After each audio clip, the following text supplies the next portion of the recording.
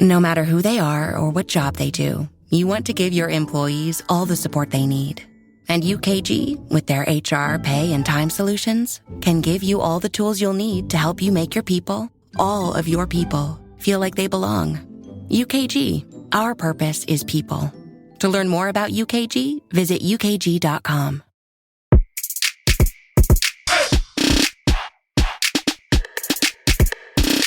It's time for the BAQA. The BAQA with Tiffany. The BAQA with Manday, but she ain't here today. The BAQA with Victory. The BAQA. We have a guest in the stew. Her name is Victory Banwo. And so Victory is, I don't even know. I mean, we're going to see if she's a dream catcher, is she a mentee? What's Victory? But she is going to ask 2 questions of me today. And if you would like to be in the stew at any moment in time or just have a question answered, you can go to brownambitionpodcast.com, click contact us. You can go and slide in our DMs at Brown Ambition Podcast on IG, the BA Podcast on Twitter, brownambitionpodcast@gmail.com. All those ways. You could be like Victory in the stew. Welcome, Victory. How are you? Hi, Tiffany. I'm good. I'm actually a mentee. So that's where I'm from. I'm from the Patreon community, and it's been such an awesome, I think it's already almost a year since, you started mentoring us. So it's been awesome. Yay! So she's part of mymentortiffany.com. That's awesome. So most of y'all know me as the Budgetnista, obviously personal finance, but I've been in business for over 50 years. I mean, 50. Yeah, right, girl. I've been in business for 15 years and I've made about $50 million, about give or take in business. I mean, I've got a New York Times bestseller, award-winning podcast. Just like there's so many things in business that I've done, online school, I've had a marketing company, just so many things that I've done in business. And I get the request of mentorship all the time. And I already have like 10 to 15 like in-person mentees that I talk to on the phone or see in person. But the request just kept pouring in. So I said, well, let me see what it would look like to maybe mentor people digitally. And so I started mymentortiffany.com.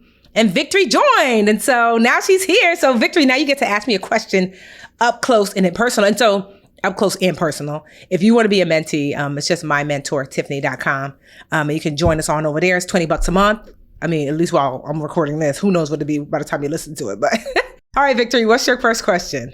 Yes. So my question really, Tiffany, is how do I structure my budget? You talk about personal finance a lot, and a lot of the things that you suggested are very helpful. And even from the book, structured my budget. But my question now is, for somebody who's starting a business, how do I make my dollars stretch to where I'm able to cover my bills, meet my personal financial goals, but then also fund a business? I don't necessarily want to get a VC or an investor. I want to fund the business myself, but I'm trying to figure out how to structure my budget in such a way that I make my money stretch, if that makes sense. No, it makes a lot of sense. Or even... Go ahead. I'm sorry. Or even what? Mm-hmm. Or is it reaching for too much to say, hey, I want to reach my personal financial goals and also invest in the business? Do I have to pick one? Or, what do you suggest? Well, Victory, I'll say that one, I want you to be a really good business owner, founder. You have to learn to be super flexible. So one, it might look like in the beginning, you're not 100% entrepreneur. Like I wasn't. In the beginning, I started the Budgetnista, which was making me $0.000. But I was babysitting. I was tutoring. I was doing all this other stuff. I had unemployment because at the time I'd lost my job. And that's really how I was paying bills. The business did not pay me anything for the first few years. So don't be afraid to have other things fund, like whether you have like a job, like a regular job, and it's funding your business. There's nothing wrong with that. Like very few businesses make money straight out the gate enough to support you. So it's okay not to be 100% entrepreneur. You might even have a business before the business. So I know a woman, her name is Arsha. Arsha has this company called Capital City Mambo sauce. It's like a mix between like barbecue sauce and like ketchup. I don't know. It's very popular in the DMV, which is DC, Virginia, Maryland area, mambo sauce in general. So Arsha knew she wanted to do this sauce, but a physical product is very expensive to produce. And so what she did was, years before she was able to launch that, she started a t-shirt business which is very print on demand, because a lot of these companies print full. Someone can order it and they won't print it until it's ordered. So they don't have any waste, And so she started to teach her business called Tease in the Trap. And so that business required next to no overhead. She just had to figure out whatever her designs were. And people would buy the t-shirt, the place would print it and mail it for her, and she would get money. And so she stacked up on that money and that easier business. So then she was able to fund the business that really needed money. Does that make sense? So the Budgetnista has done that too. So the Budgetnista was the business of Tiffany, right? So that's like speaking engagements. That doesn't really cost me anything. That's like, I've done like spokesperson work that doesn't cost me anything. So when I launched the Live Richer Academy, it cost me a lot of money because I had to get the platform. I had to pay the instructors. I could not have launched the Academy from the gate. I did the Budgetnista for the first 5 or 6 years. And then the Budgetnista had enough money to lend this new company money. It was like maybe $30,000 that the Budgetnista had squirreled away, gave it to the Academy to get started. And then the Academy over the year or two paid it back to Budgetnista. So you can self-fund through like a business before the business. You can self-fund through just working, Uber, like all these other things. So you want to get really creative and flexible about how you fund the business if you don't want to take, because I don't have any outside investments. I don't have any loans, any debt. Now, I'm not saying you shouldn't do those things. I'm just saying, since what you're saying, Victory, it sounds like you don't want to do those things. So that's how it's a slower path to do, that way. But to me, it allows us to sustain, because I don't owe anybody any money. I don't have any debt, and I own all of my businesses 100%. Right. And that makes a lot of sense, because I've also done different like side hustles, if you will, just to, have some extra income. But it sounds like what you're saying is if I'm being more intentional about saying, hey, I'm going to do this side hustle to particularly gather that capital for the business versus having to maybe go for outside funding or take out a loan or do something like that. Exactly. And I'm not saying you shouldn't take out a loan. I'm saying that, you want to be mindful that like, if I take out this loan, there are terms. So the terms are, you have to pay it back within a certain amount of time. Do I think the business will be up and running? For me, I call it the Bank of Budgetnista. So I'm like, because she's a lot more lenient in case I don't have the money to pay back just yet. She's like, all right, girl, you got one more year, And so I built a business where the overhead was low. The cost to start it was low. So I can make money, so I can do other things. So if I ever wanted to launch another business, I probably would do it again. I would just go to the Budgetnista and say, hey, girl, can you lend me money to start this other thing, and I'll pay you back. That is smart. You have me thinking now. I'm thinking about ideas or what I can do to the business before the business. Just, brainstorming. We're actually going to take a quick break, and then we're going to take your second question, because you got me, girl. We here. So take a quick break. We're going to pay some bills, and we'll be back with Victory. She's in the stew. Victory is one of my mentees from mymentortiffany.com. She's in the studio, and we'll be back in one quick second. And we're back in Black and Brown Ambition with Victory in the stew. She is here to ask us whatever question. I have not pre-heard these questions. I like to have my questions on the fly. So I'm curious as to Victory's question. Go ahead, Victory. The floor is yours. What's your second question? So my second question is about traveling, really. I know you've talked some about, some of the travels that you've done, and because my business involves going to Nigeria and I have to do a lot of traveling. So what are some, advice or tips that you have about how to make the best of traveling, since I do have to travel internationally a lot, and, those aren't like cheap flights or, tickets and hotels and things. No, this is great. So this is more like a Budgetnista question. So yes, I do travel a lot. So one of the things, Victory, like for travel, there's a new tip I just learned, so I'm going to put a pin in that one. But one is I try my best, when it makes sense, to be loyal to a specific airline, because I can earn points in order to earn points for free travel, And then I also try my best, if I was going to when I buy my tickets, to specifically get a credit card specifically geared toward earning points for travel. So Chase makes a good Chase Venture card. Capital One has a good one. Amex is pretty good for travel, so to earn points. So like right now, like for example, I've earned enough points. I have an Amex Platinum card, and I have that for my business, and so we put all of our business expenses on it. And as a result, I have enough points for like a ton of travel. And so you want to maximize that, if you're going to use a credit card, use it for it to earn you travel points. Also, too, like, I mean, I know you're traveling internationally, but in general, like right now, I'm in a hotel and I try to stay within the Bonvoy family. That's like Marriott's and things, because you earn points there too. So I can earn free nights. I can earn free upgrades. So one of the best ways to navigate with travel is to, to try your best to stick to loyalty when it makes sense. If the difference is like hundreds and hundreds of dollars in tickets or whatever, it might not. But I try to be loyal so that way I can get additional points toward additional free travel. Something else that I've heard is, I don't know if you've ever heard of have you heard of a VPN? So VPNs are these ways to log in. So I used it for the first time when I went to Bali a year or so back. It allows me to look like I'm not in Bali online. There's a whole bunch of VPNs. They're not too terribly expensive. It allows you to log in from whatever country you want when you're on your computer. And so I was having a hard time logging into my social media in Bali because Facebook, Instagram, they all thought that I was trying to hack into my own account.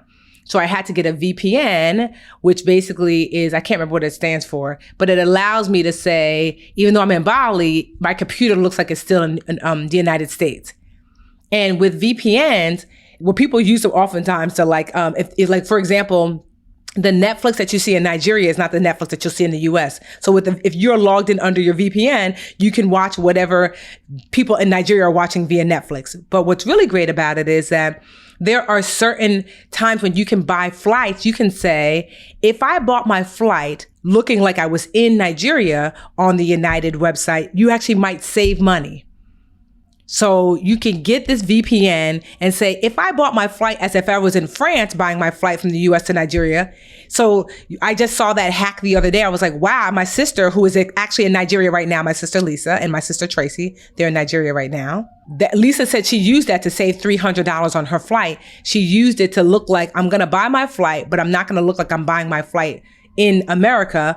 Even though I'm sitting in Jersey City in New Jersey, I'm going to have my VPN say I'm in Nigeria because for whatever reason, the algorithm is making the flight less money, by buying it like as if I'm located in a different country. So that's another way to save as well. Yes. And then also too, truthfully, there are some really great travel, especially if you're traveling a lot. Like I like to follow travel hackers on social media. Because sometimes they'll come up with a thing, you're like, oh, I didn't know that. Something new will have come out, Like whenever I'm looking for flights, I always put on my incognito window, like in Google, because I don't want them to track me. Because every time I go to look for a flight, all of a sudden the price goes up because they know I'm looking and I'm interested. And so, but all of these like kind of like travel hackers, they'll let you know like probably what's the best credit card to use. That, like I said, that VPN hack was one that was really good. There's all of these like travel hacks. So if you're traveling a lot, I would be following some of these people on like, I know like the points guy, Onika, the traveler. She's a Black woman who does it. I love to follow them because it really helps me figure out like, oh, okay, I didn't even know that hack. I'm going to try that, So those are some hacks for you. Yeah, those are definitely very helpful. I'm going to try the VPN one and see if it makes a difference. Yeah, let me know. Like I said, my sister Lisa's in Nigeria right now. She was like, it worked. I saved $300. I was like, ooh, that's great. Mm-hmm. Well, thank you so much for coming on, Victory. I hope this was helpful. Are you enjoying your mentee experience? Oh my goodness. Yes, I am. And I was one of the lucky ones. I got in at the $10 a month and I'm never leaving. Uh-huh. You're stuck with me. So I told people, I'm like, they thought I was playing. Now it's 20, which is still a really amazing deal, obviously. But one day it might be 30 or 40 or 50. I mean, I have friends who have mentorship programs and it's $10,000 for the year, $20,000, $60,000 for the year. And people pay, and I'm not looking to do all that, but certainly, I'm like, I really enjoy teaching, and I don't just enjoy teaching about money. I really like to teach about business too. So it's like another part of myself that I get to express. You never share. Where do you live, Victory? I used to live in Dallas, Texas, but I recently just moved to Atlanta for a new job. Okay, so hopefully I'll be in Atlanta this year sometime. We'll do a mentee meetup. We'll all have dinner because that'll be lots of fun. But yeah, I really love pouring into you guys. I love hearing like all of the success stories. And like, I just feel like the thing about business is that you start off at like level 1, and then over time, that's why I said that flexibility is so important, that your business will tell you what it needs to grow and to flourish. And it's up to you to be flexible, to twist and turn and add and subtract based upon the feedback you're getting from the people you're serving, but also your business too. And over time, if you do that consistently and you stay consistent and flexible, then, success is something that is definitely on the horizon. So I hope and wish and know success for you, Victory, because you're already asking these questions. You're taking steps forward. So I can't wait to hear more about how your business flourishes forward. Thank you so much. I love being a mentee. And like I said, I'm never leaving. So it is what it is. Well, if you want to be a mentee and you're listening, you're like, oh, I'm missing out. I'm part of the BA family, but I'm not part of the mentee family. Go head on over to mymentortiffany.com. For $20 a month, you get to jam out with 3,800 other mentees. It's largely women, but we do have a handful of guys. We don't turn anyone away. It's awesome sauce over there. And if you want to be on the podcast, you can go to brownambitionpodcast.com and click contact us. If you want me to answer a question in the stew or just read your question out loud, brownambitionpodcast@gmail.com. And Brown Ambition Podcast on IG, slide in the DMs, or the BA Podcast on Twitter. Okay. Until next time, thank you, Victory, for coming to the stew with us today. And I will see you, Brown Ambition family, another day, another dollar. Bye, Victory. Thank you. Bye. Thanks for having me. Hey, BA fam, we could not do this show without your support or the support of our team behind the scenes. The Brown Ambition podcast is produced by Imani Crosby, and Dennis Stemplinsky is our in-house tech guru. I am your co-host, Mandy Woodruff Santos, and we will see y'all next week, BA fam.